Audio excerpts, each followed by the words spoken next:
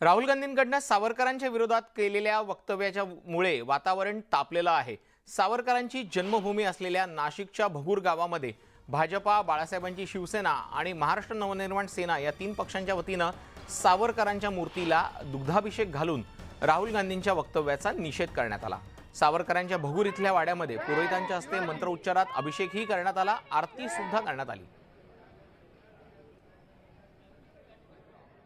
स्वातंत्र्यवीर सावरकर यांच्याबद्दल राहुल गांधी यांनी भारत जोडो यात्रेदरम्यान काढलेल्या वादग्रस्त विधानानंतर आज भगूर अर्थात सावरकरांचं जन्मगाव असलेल्या भगूरमध्ये बंद पाळण्यात आलेला आहे। कडकडीत अशा स्वरूपाचा हा बंद आहे। आज भगूरमधले सगळे व्यवहार जे आहे ते बंद करण्यात आलेले आहे। केवळ अत्यावश्यक सेवा या ठिकाणी सुरू ठेवण्यात आलेला आहे। तर भगूर शहरामध्ये मोठ्या प्रमाणात पोलिसांचा बंदोबस्त तैनात करण्यात आलेला आहे। भगूर शहरातली ही मुख्य बाजारपेठ आहे आणि मुख्य बाजारपेठेमध्ये केवळ हॉस्पिटल्स असतील, मेडिकल असेल अशा अत्यावश्यक सेवाच केवळ सुरू ठेवण्यात आलेल्या आहेत। तर उर्वरित सगळे व्यवहार जे आहेत ते बंद करण्यात आलेले आहे आणि संपूर्ण भगूर शहरामध्ये मोठ्या प्रमाणात पोलीस बंदोबस्त तैनात करण्यात आलेला आहे। त्यामुळे भगूर शहराला संपूर्णतः छावणीचं स्वरूप प्राप्त झालेलं आहे। भगूरकरांच्या संतप्त भावना ज्या आहे त्या यातून उमटताना आपल्याला पाहायला मिळत आहे। गाव बंद ठेवण्याचा निर्णय घेतला का आणि कशासाठी आपण हे गाव बंद ठेवलं?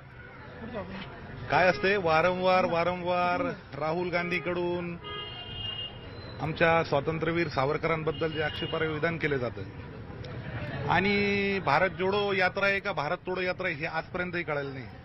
आणि सावरकरांचा विषय आला तर या ठिकाणी कुठला पक्ष नाही, कुठं काही नाही, सर्व पक्ष या ठिकाणी एकत्र आले। म्हणजे या ठिकाणी पक्ष हा विषय बाजूला असू द्या, इथं कुठला स्टंट वगैरे हा प्रकार आमच्या गावामध्ये चालला नाही।